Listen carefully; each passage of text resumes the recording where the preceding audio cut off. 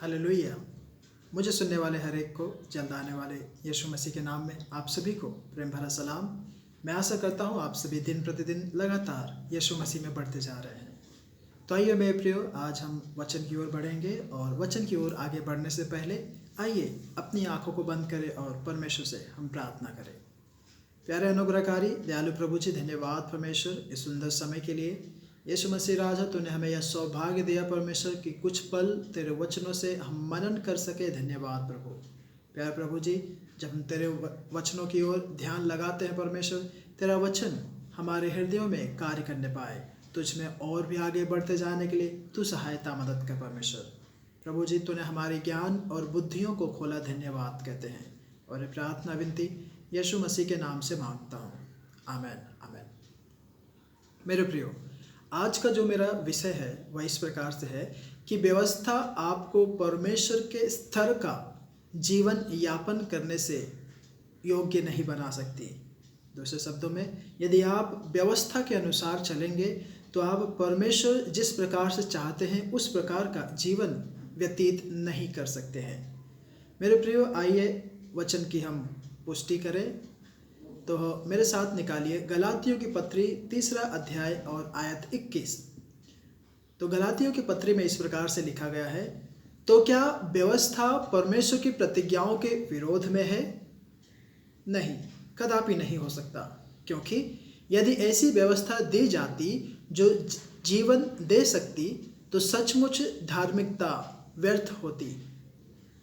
मेरे प्रियो, मसीह में विश्वास करने से पहले हम पाप के द्वारा कैदी बनाए गए थे, या फिर हम पाप के द्वारा कैद किए हुए थे, और हमारी पिछली गलतियों के कारण संपूर्ण मानव जाति को बहुत ही सताया गया था, बहुत ही पीटा गया था, और उनकी इच्छाओं से सभी का गला घोटा गया था।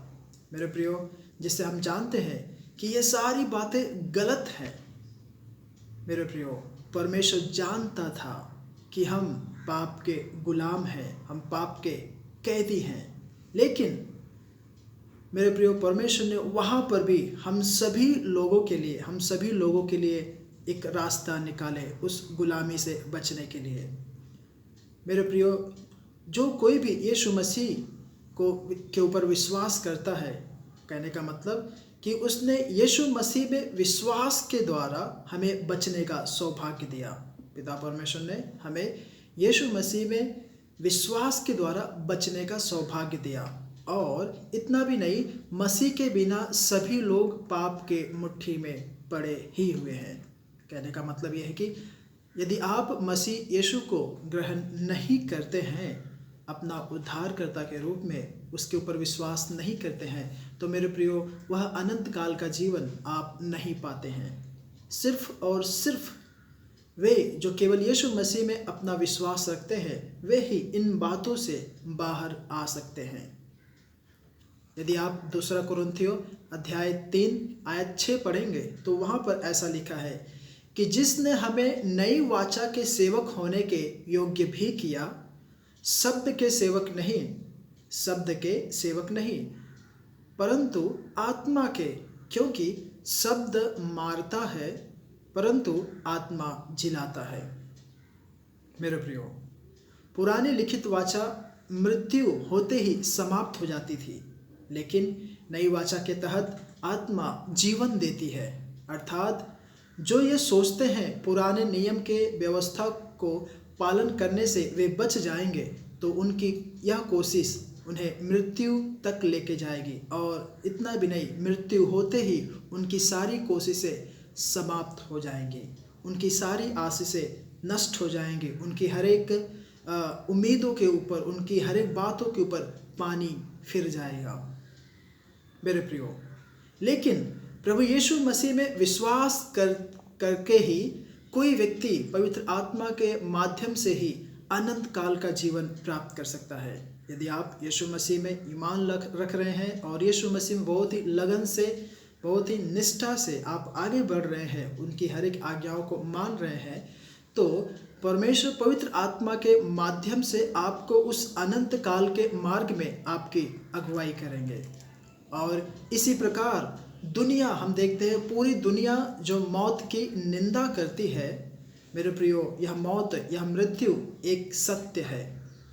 व्यवस्था लोगों को उनके पाप का एहसास कराता है। नियम व्यक्तियों के, मनुष्यों के पापों का एहसास कराता है कि वे पापी हैं, वे उनके अंदर बुराइयां हैं, लेकिन यह जीवन नहीं दे सकता। यदि आप व्यवस्था का पालन करते हैं, नियम का पालन करते हैं, तो मेरे प्रियो, वह नियम आपको अनंत काल का जीवन नहीं दे सकता। तो नए व्यवस्था के तहत, यानी कि नए नियम के तहत, जिसका अर्थ है वायदा या समझौता, अनंत जीवन पवित्र आत्मा से आता है। आत्मा उन सभी को नया जीवन देती है जो यीशु मसीह में विश्वास करते हैं। मेरे प्रियो, मूसा की 10 आज्ञाएं आज भी पाप की ओर इशारा करती हैं और हमें दर्शाती हैं कि किस प्रकार से परमेश्वर की आज्ञा का पालन करना, किस प्रकार से परमेश्वर की आज्ञा का पालन करना है। लेकिन मेरे प्रियो, क्षमा सिर्फ और सिर्फ मसीह यीशु के द्वारा ही आता है, और यह क्षमा कृपा और दया के माध्यम से होते हुए आती है। आप चाहिए तो इस विषय में रोमियो की पत्री अध्याय 7 आयत 10 से लेकर आप आगे पढ़ सकते हैं। मेरे प्रियो, जैसा कि रोमियो की पत्री उसका अध्याय 8 के 3 में लिखा है, क्योंकि जो काम व्यवस्था शरीर के कारण दुर्बल होकर न कर सकी, उसको परमेश्वर ने किया, अर्थात अपने ही पुत्र को पापमय शरीर की समानता में और पाप के बलिदान होने के लिए भेजकर शरीर में पाप की दंड की आज्ञा दी।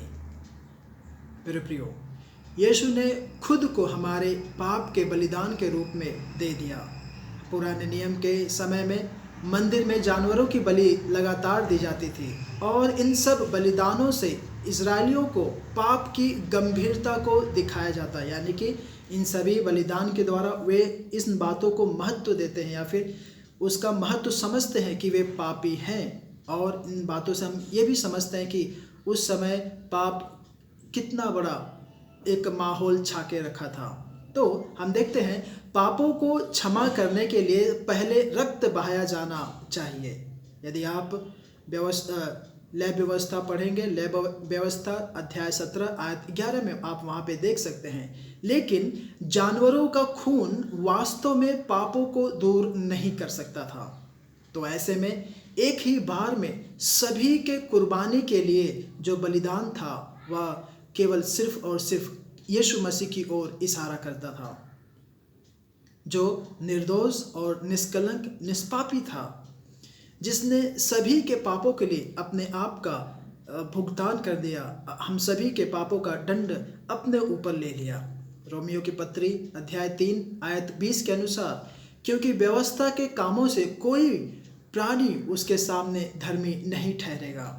यदि आप सोचते हैं कि आप व्यवस्था के द्वारा, नियम के द्वारा, कायदा कानून के द्वारा, अनुष्ठान के द्वारा, दान पुण्य के द्वारा आप धर्मी ठहरेंगे, तो मेरे प्रियो, वचन ऐसा कहता है कि कोई भी व्यक्ति उसके सामने धर्मी नहीं ठहरेगा। इसलिए कि व्यवस्था के द्वारा पाप की पहचान होती है। मेरे प्रियो, इन आयतों में हम परमेश्वर के नियमों को देखते हैं कि हम सभी लोग जहाँ जा रहे हैं या फिर जिस मार्ग में हम हैं, वह मार्ग गलत है।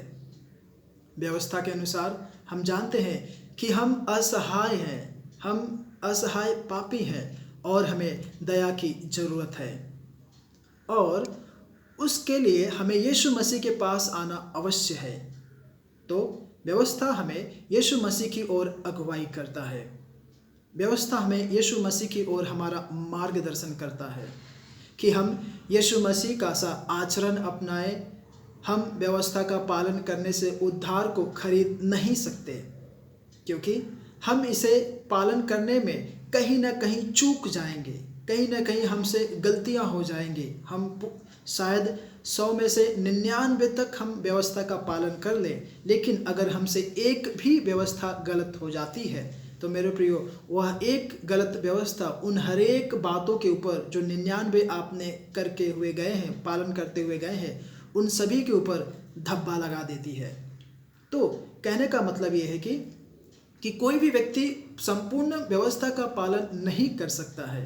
सिर्फ यीशु मसीह ने व्यवस्था को ठीक रीति से पूर्ण किया है। जैसा व्यवस्था के द्वारा हर एक रुकावटों को हटा दिया गया, जब यीशु मसीह उन सारी बातों को पूर्ण कर दिए और व्यवस्था को हटा दिए, तो मेरे प्रियो, अब हमें यीशु मसीह में बने रहकर उस उद्धार को प्राप्त करना है।